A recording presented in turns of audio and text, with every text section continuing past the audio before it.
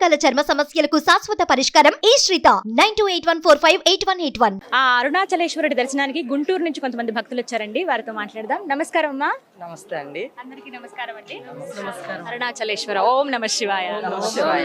ఓం అరుణాచలేశ్వరాయ నమః. ఎక్కడి నుంచి? గుంటూరు నుంచి. గుంటూరేనా ఇంకా వేరే ఏదైనా ఊరా? గుంటూరు దగ్గర ఏటుకూరు అండి, అక్కడి నుంచి వచ్చాం. ఎప్పుడు వస్తూ ఉంటారా శివరాత్రికి? ఇది రావటం మొదటిసారా? ఇక్కడ శివరాత్రికి కూడా వచ్చామండి, ఇప్పుడు కూడా వచ్చాం. దర్శనం బాగా జరిగింది, అభిషేకం అన్ని బాగా చూసాం.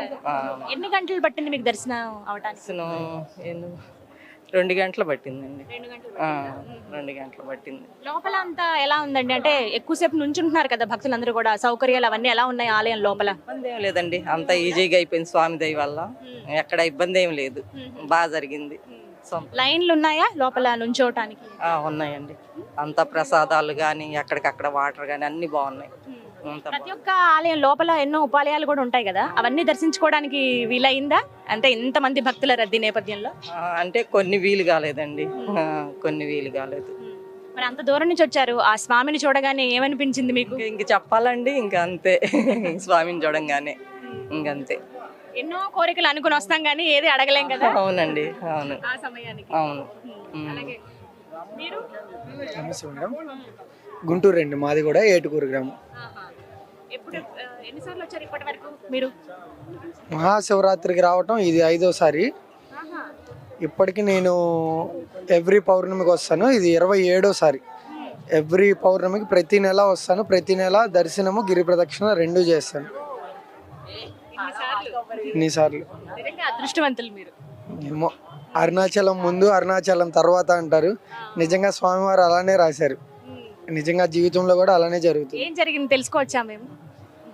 ఒకటైనా కాదు, అంటే ఏ ఆటంకాలు లేకుండా, ఏ ఒడిదుడుకులు లేకుండా జీవితం మొత్తం హ్యాపీగా సాగిపోతూ ఉంటుంది. ఎప్పుడు ఏ కష్టం వచ్చినా మనం దానికోసం ఆరాటపడాలి, చెయ్యాలి, ఇబ్బందులు పడాలి అనేది ఆలోచించే పని లేకుండా అయిపోతుంది. కష్టం అనేది తెలియకుండా అయిపోతుంది. ఇక్కడ నడిచినప్పుడు కూడా గిరి ప్రదక్షిణ అంటే మొత్తం 14.5 కిలోమీటర్లు ఉంటుంది. 14.5 కిలోమీటర్లో చుట్టూతో 8 అష్టాదశ లింగాలు ఉంటాయి. నైరుతి లింగం, ఈశాన్యలింగం, అగ్నిలింగం, యమలింగం, వాయులింగం, వరుణలింగం, అలా చుట్టూత లింగాలు ఉంటాయి. వాటన్నిటిని ఒక్కొక్క దానికి ఒక్కొక్కటి విశిష్టత ఉంటుంది. అవన్నీ చూసుకుంటా ప్రతి ఒక్క స్వామివారిని దర్శించుకుంటా తిరుగుతూ ఉంటే ఒక్కొక్కసారి ఒక్కొక్క ప్రాప్తి ఉంటుంది. అన్నీ చాలా బాగుంటుంది. నిజంగా చెప్పాలంటే ఆ 14 కిలోమీటర్లు నడిచామన్న ఫీలింగ్ అసలు ఎప్పుడు ఇన్ని రోజులు అయితే ఎప్పుడు కలగలేదు. ఎవ్రీ మంత్ నాతో పాటు అట్లా ఎవరో ఒకళ్ళు వస్తూనే ఉంటారు. ఈరోజు మా వైఫ్, నేను మా పిల్లలతో కలిసి, చిన్న పాప 1 ఇయర్ పాప, తను కూడా తీసుకొని వచ్చారు.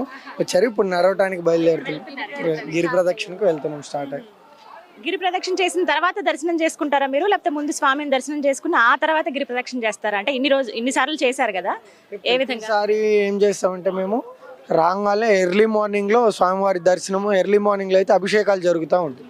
అప్పుడు అభిషేకము, స్వామివారి అలంకారాలు 2 చూడొచ్చు.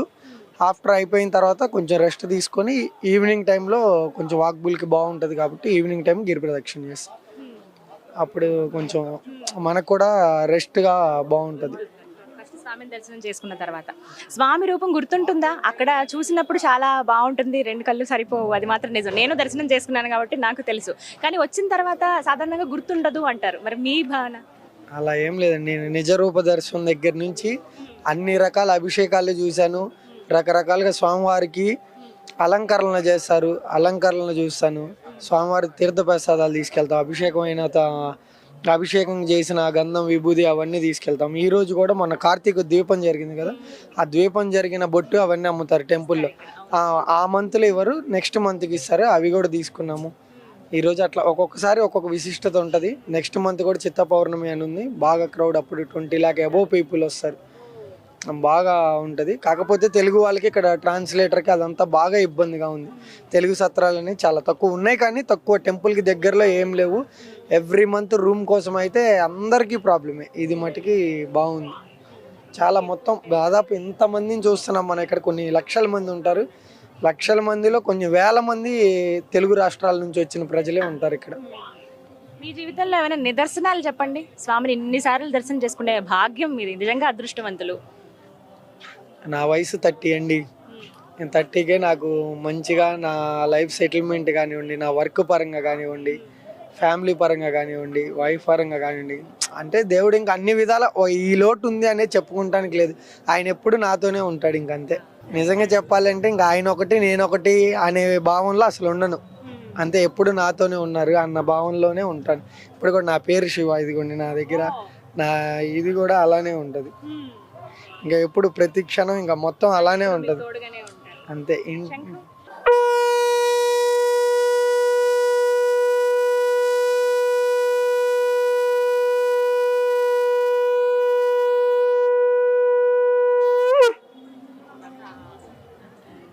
చాలా ఒకసారిగా కైలాసంలో ఆ శివయ్య విన్నట్టుగానే అనిపించింది ఆ భావన.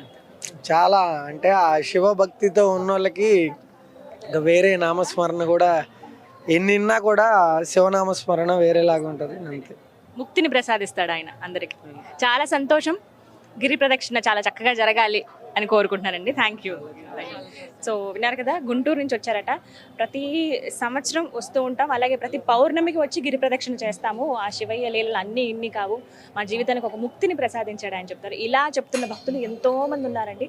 అలాంటి వాళ్ళందరూ కూడా ముందుగా దర్శనం చేసేసుకుని, ఎందుకంటే శివరాత్రి రోజున ఇంతటి శక్తివంతమైన ఎంతో ఎంతో గొప్పగా ఉండేటువంటి స్థలం ఇది. ప్రతినిత్యం ఆ శివయ్య నామస్మరణ మారుమోగుతూనే ఉంటుంది. అణు అణువున ఆ శివయ్య మహిమ కనబడుతూనే ఉంటుంది. ఇంకొక విషయం కూడా చెప్తుంటారు, ప్రత్యేకించి సిద్ధులు చాలామంది సూక్ష్మ రూపంలో ఇక్కడ ప్రదక్షిణాలు చేస్తూ ఉంటారు, తిరుగుతూ ఉంటారు మనుషుల మధ్యలో. ఎవరైనా మనకి సడన్గా ఒక వ్యక్తి కనిపించినా ఆ నిమిషం చాలా ఆకర్షణీయంగా ఏదో అడుగుతున్నట్లుగా అలా కనబడతారు. మళ్ళీ మరుక్షణం ఆయన ఎక్కడున్నారో కూడా మళ్ళీ మనకు కనిపించరు అనమాట. అది ఆ శివయ్య అని చెప్పి, అలా మాకు నిదర్శనాలు ఉన్నాయని చెప్పి చాలామంది భక్తులు చెప్తున్నారు. వాళ్ళందరూ కూడా మైక్ ముందు మాట్లాడట్లేదు, కానీ మాకైతే ఇలాంటి అనుభవం కలిగిందని ఎంతో మంది చెప్పిన వాళ్ళు ఉన్నారు. నిజంగా అలాంటి అనుభవాలు ఎంతో మంది భక్తులకు కూడా ఇక్కడ కలిగాయి. అలాంటి ఆధ్యాత్మిక భావానికి మీరు కూడా లోనవ్వాలంటే చక్కగా అరుణాచలం రావచ్చు. శివరాత్రి రోజున వస్తే అత్యంత పుణ్యప్రదము, చాలా మంచిదని చెప్పి ఇవాళ వస్తారు. కానీ ప్రతిరోజు ఇక్కడ ఒక పండగలాగానే ఆ కైలాసంలో ఆ శివయ్య దర్శనం చేసుకున్నట్టుగానే, ఆ అగ్నిలింగేశ్వరుని దర్శనం చేసుకున్నట్టుగానే భావిస్తారు. అందరికీ ఆహ్వానం పలుకుతారు శివయ్య, అందరి దేవుడు కదా.